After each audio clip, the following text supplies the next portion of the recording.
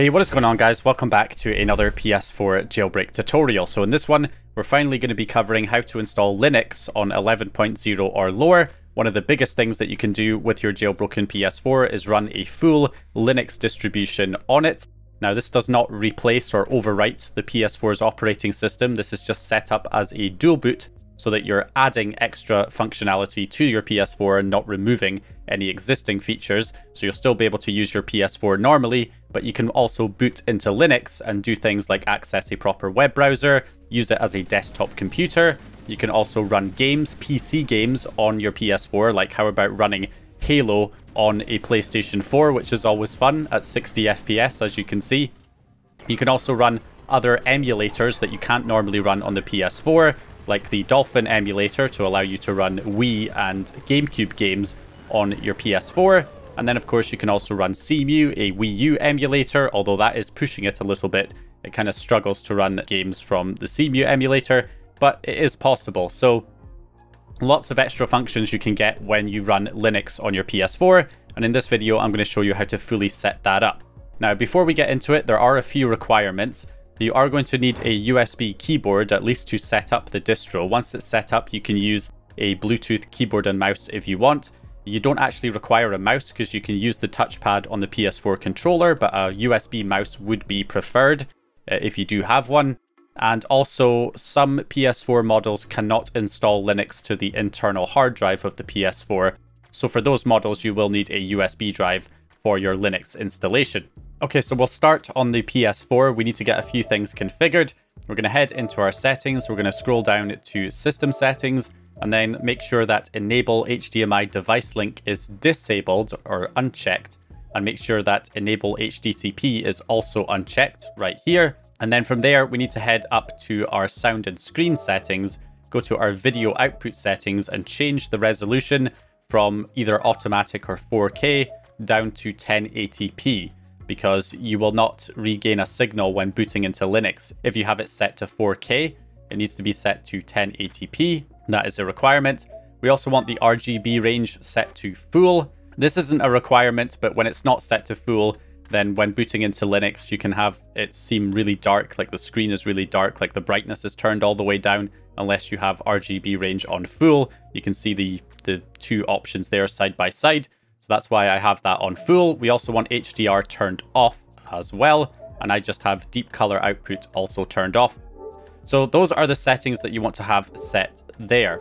Then we're going to head back to our Gold Hen settings, and we're going to go down to the server settings and enable the bin loader server, because the payload for Linux needs to be loaded using the bin loader server. And then finally, we also want to head over to our settings menu, scroll down to System Information, and you want to make sure that you're using Gold Hen version 2.4 B17.3 or higher.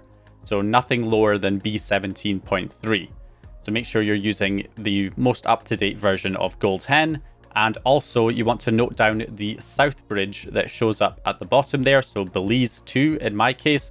This is important because there's different Linux kernel versions that target different South bridge chips.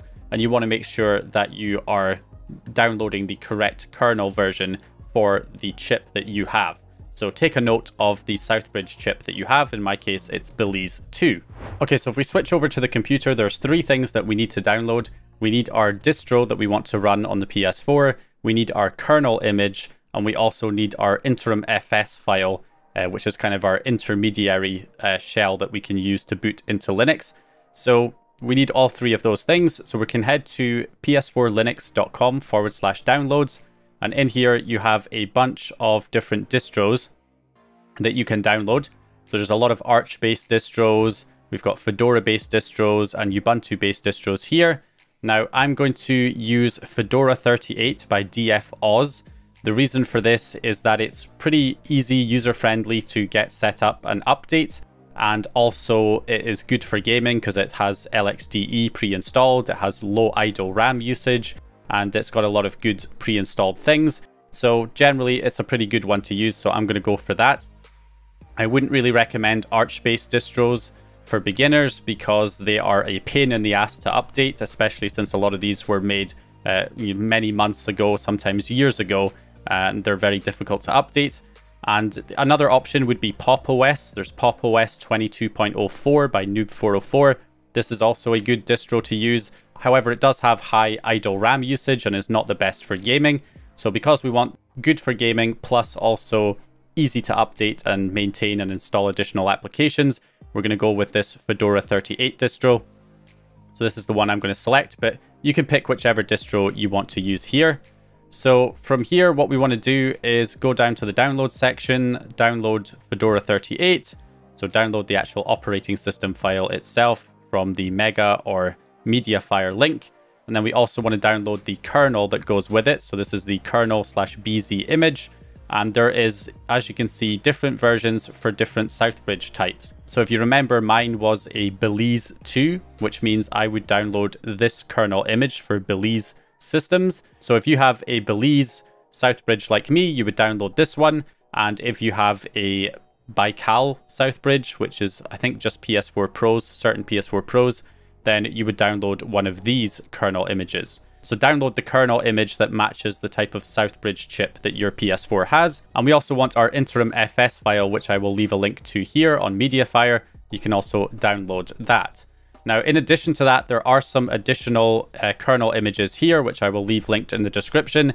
If you have trouble booting into Linux, you can try some of these other kernel images for the different Southbridge chips. I would always recommend starting with the highest version, and then if that doesn't work, you can work your way down to a lower version, and then the most stable version is 4.14, but it's such an old kernel version that you're missing out on a lot of features if you can't get one of the higher ones installed. It's also important to note that the Baikal Southbridges, so any PS4s that use that Southbridge, have no HDD support, which basically means you're going to have to install Linux to a USB drive or external storage drive instead of the internal drive of the PS4 if you do have a Baikal Southbridge, unfortunately. So if you're going to be installing Linux to a USB drive, you're going to want to plug that USB drive into your computer, use a program like Rufus to format it.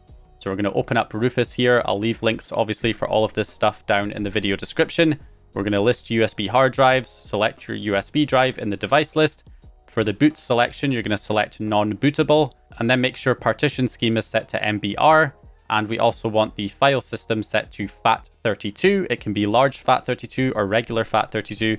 Just make sure it's set to FAT32. And then click Start and format that drive. Obviously back up any data on it before reformatting it. So then once that's done, you can then copy over all of your Linux files onto the USB. We can get rid of these files here. You also need to make sure the distro's file name is psxitarch.tar. whatever it is, a GZ or an XZ file. Otherwise, it's not going to install. So if it's got a different file name, make sure you rename it to psxitarch.tar. whatever it is, GZ or XZ. And we can copy our distro to the USB. And then for the BZ image file, we'll extract this out to our desktop. So this is our kernel image. And we're going to also copy that over to our USB. And then the interim FS file, if we open up this folder. So for installing to the USB, we're going to select external HDD and copy this file, extract it out to the root of the USB. And that's it. You've got all of the files ready. So all you have to do is unplug that USB drive, plug it into a USB port on the PS4, and you'll be ready to load Linux. Okay, so now if you want to install Linux to the internal drive instead of a USB, what we're going to do is head over to our Gold Hen settings, go down to the server settings and enable the FTP server. Again, make sure you have a network connection on your PS4 and note down the IP address and port number that show up in that notification. And we're going to open up a FTP client like FileZilla or WinSCP, type in the IP address that showed up in that notification, and then the port number 2121, and we're going to connect remotely to our PS4's hard drive. We're then going to go down to the user folder, and then we're going to go to the system folder. And in here, we're going to create a new directory. So right click and create directory. And the directory name is going to be boot. And we're going to go into that folder.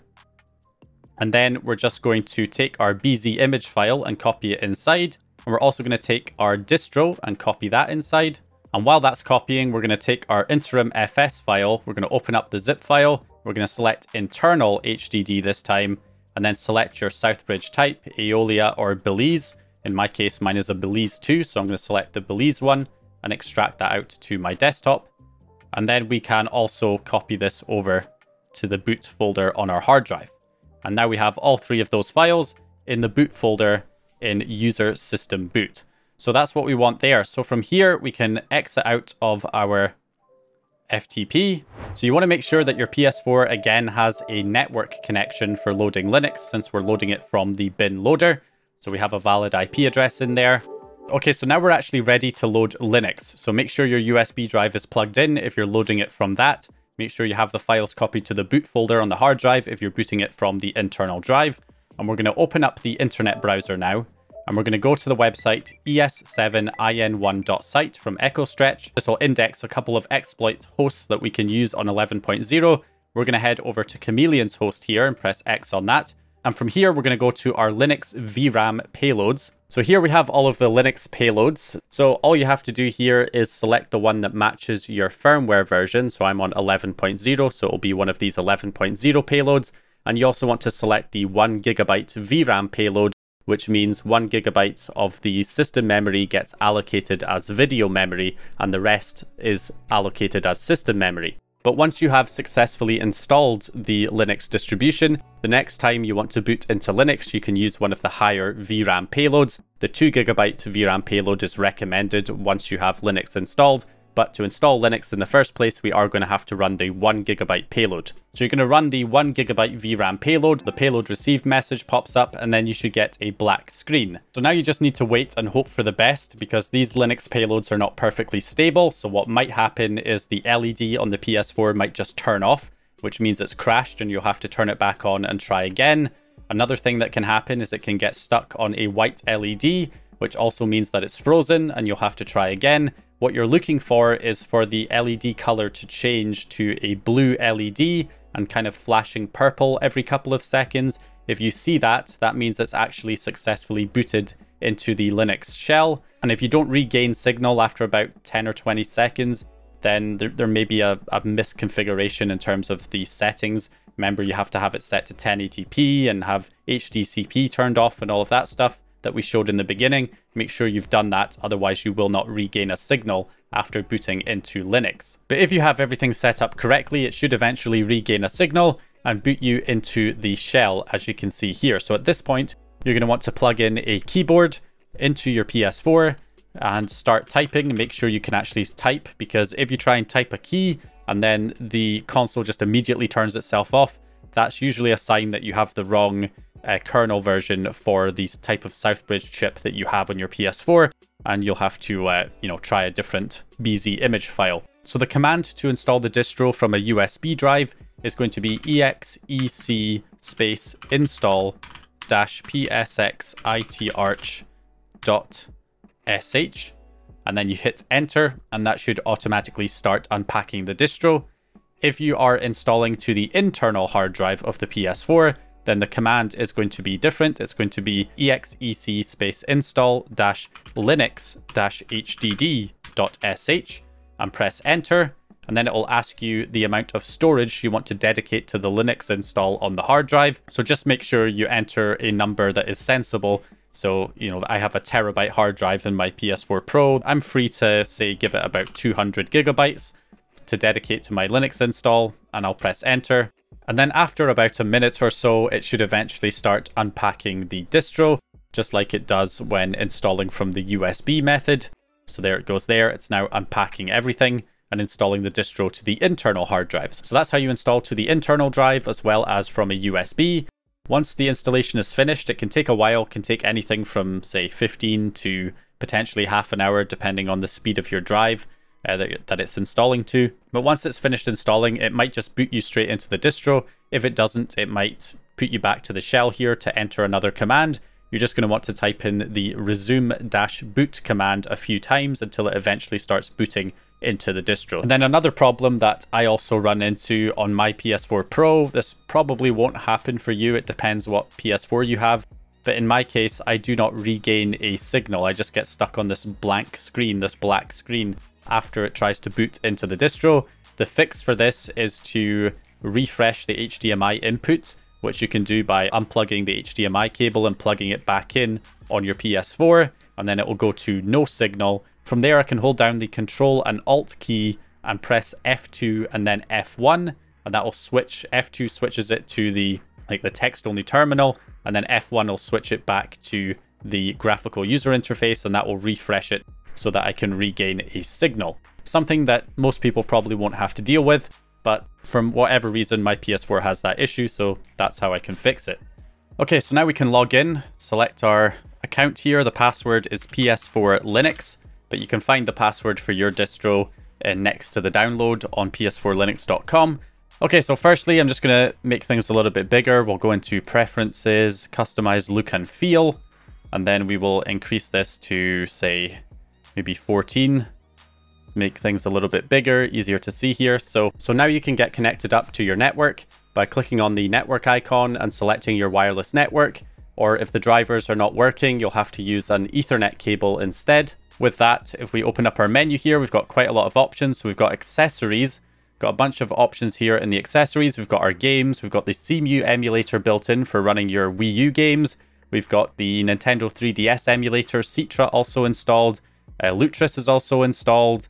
Steam is installed, and we also have Yuzu. Remember Yuzu? So the first thing we want to do is set up swap space on our system. If we go into our system tools and we select HTOP, this will give us some information here. Let's zoom in. So you can see that it's only using around 800 megabytes of RAM while idling. And this is why this is a good distro to use, because that's more system memory that's free for running your games and other tasks that you want to do on the system. So we can also see that we don't have any swap space set up right now, and that's a problem because when running a lot of emulators that cache things in memory, you can end up using up all the memory on the system, and then the whole console will just freeze at that point and completely crash. So we want to set up some swap space so we have virtual memory on the hard drive or the USB drive that it can use when it uses up all the memory in the system to prevent it from crashing. So definitely useful, especially when caching shaders for emulators. So what we're going to do is just go ahead and Control-C to exit out of that. We'll open up the terminal down here in the bottom left-hand corner. We'll get things zoomed in quite a bit here. So to set up swap space, we're going to do sudo fallocate-l, and then we'll give it the size, which is going to be 4 gigabytes. I usually give it 4 gigabytes of swap space, but you can enter whatever size you want to use there. And then we're going to do /swap file and then -x and press enter. Enter the password PS4 Linux. So that command can take about a minute to execute. So once it's done, we're then going to do sudo chmod 600 /swap file. And then we'll do sudo mkswap to make it a swap file /swap file. And then we'll do sudo swap on /swap file. And that will activate it. And then to make it permanent, we're going to do sudo nano /etc /fstab. And then we're going to scroll down to the bottom here, and we're going to do /swap file. Then tab none, tab again swap, tab again sw, and then we'll do tab again 0 space 0. And then Control S to save, Control X to exit. And that should be it. So now if we run htop again, you'll see that it now shows up that we have 3.73 gigabytes of swap space available. So that should prevent our system from freezing in worst case scenarios. So at this point, things are going to be different if you're running a different distribution. If you're running a Fedora based distro like me, then you'll be able to follow the next steps here, which is to update the distro, because we want to get it updated, which will then allow us to install additional applications. So we're going to do sudo dnf update. Now this is the normal update command. You do not want to just run this because it will override some of the custom drivers that are installed to work with the PS4, and it will actually break your distro. It will break your graphical user interface. So what we want to do is we're going to do sudo dnf update space -x to exclude the packages that have the custom drivers. We're going to exclude the kernel, and then we're going to do *mesa, and then *lib drm, and then again and xorg-x11-drv-a. So you want to exclude those 4 packages right there, then press enter, and that will run the normal update command, and it will not override our custom drivers for the PS4, which is good. It'll probably take a long time to update the distro because this distro was made a while ago, so we've got 1.6 gigabytes of updates. So we'll just type Y for yes and press enter, and then let it install all of the packages and get the distro updated. Again, this will take quite a bit of time here. Okay, so we got the update complete. If we re-enter the command again, just to make sure everything is up to date. And there we go. We can see we have nothing to do. So we have successfully updated the system. This means we can get some other things installed. So we can do sudo dnf install, and then we can select what packages we want to install. So I would say let's install a Wii and GameCube emulator, Dolphin. So we'll do dolphin-emu, and we'll also install RetroArch, which is not pre-installed. So RetroArch and Dolphin, we'll get those installed. And there we go, Y for yes to install. Okay, and there we go, that is complete. So we should have those now installed. If we head to our game section here, you can see we now have the Dolphin emulator added, and we've also got our RetroArch also added. So there it is there, RetroArch. So we can play lots of games from lots of different systems using these emulators now. So the easiest way to configure settings like the date and time, keyboard layout and language is to just log out of the current desktop and switch the desktop environment to the GNOME desktop environment instead. Log back in, and then you can go to the settings in the top right hand corner, the little settings cog, and then in there you'll have the option to change your keyboard layout, your language, as well as the date and time settings, and you can adjust it to whatever settings you like. And then once you're done configuring the settings, you can log out and log back into the LXDE desktop environment so that you get the lower RAM usage. Okay, so let me do a little bit of rapid fire topics on how to set up things for gaming. So you do have Bluetooth built in down here. You can see Bluetooth is enabled. So you can, of course, search for Bluetooth devices, and you can add your PlayStation 4 controller or a Bluetooth keyboard and mouse using this. If you want to add your controller as a Bluetooth device, so you can use it for your games and emulators wirelessly. Also, when it comes to emulator setup, make sure that you go to the graphics settings and select the Vulkan renderer. Otherwise, it will default to OpenGL, which is generally going to give you less performance. So whenever you're using any emulators, make sure you select Vulkan if you have the option, because that is going to give you better performance. And then you can just add your PS4 controller in the controller settings and bind all of the buttons, and you'll be ready to run your emulators.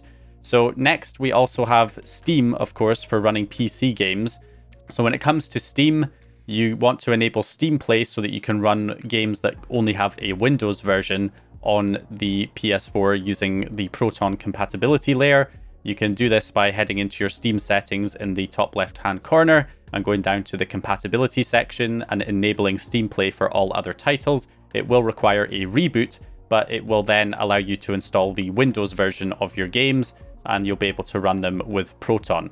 Now, when I tried to run some games with Proton, for example, Halo the Master Chief Collection, I did have to, adjust the settings to get it to display properly. I set it to 720p and with low settings enabled. However, I was still getting pretty poor performance, like 40 frames per second. It wasn't very good. It was, dropping frames quite consistently. And then also when it comes to another game, an older game I tried, Supreme Commander, was running at like 1 frame per second. So what you can do if you're struggling to get good performance with these PC games is it's a good idea to go to ProtonDB, and in there you can search for your game, and it will give you some compatibility settings from different users to improve performance. So with Halo the Master Chief Collection, I saw somebody posted that it runs better on Proton version 8.0.5. So I just, changed the Proton version. For some reason, Steam kind of glitches out in the menus. I had to use big picture mode in order to be able to change these settings, but I was able to go into the compatibility section and change Proton to 8.0.5. And then when I launched Halo MCC, I was able to get pretty much a solid 60 FPS, at least in the opening section. So you can definitely improve performance quite a bit by checking the Proton DB settings. Supreme Commander was the same thing. I tried a few different suggestions from different users, but the one that worked for me was this one right here, where I just had to copy these launch options and put them into the launch options for the game.